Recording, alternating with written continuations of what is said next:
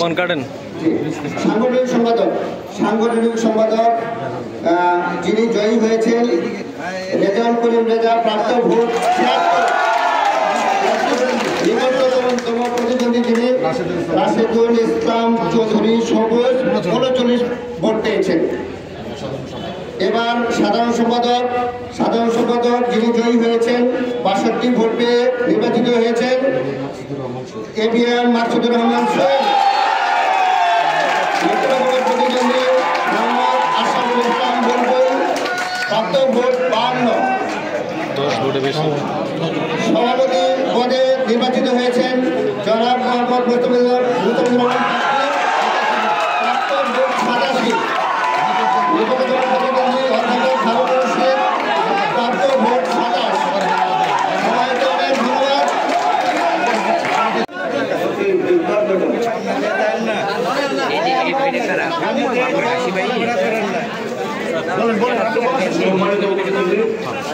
আমরা দীর্ঘ প্রতীক্ষার পর আজ অক্টোবর 4 তারিখ একটি সফলভাবে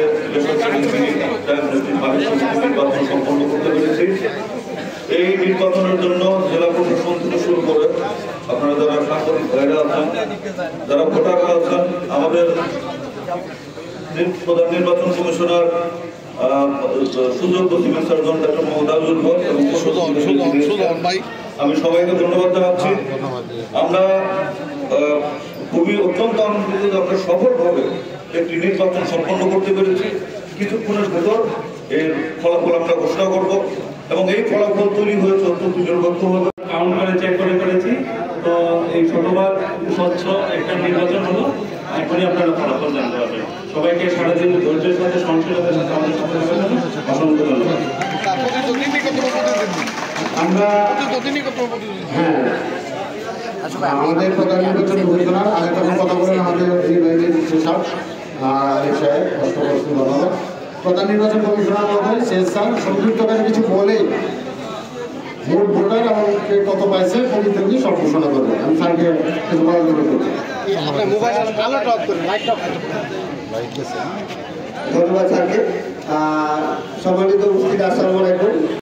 তো সবাই আমরা ফলাফল গ্রহণ করব এবং সবাইকে সহযোগিতা করব।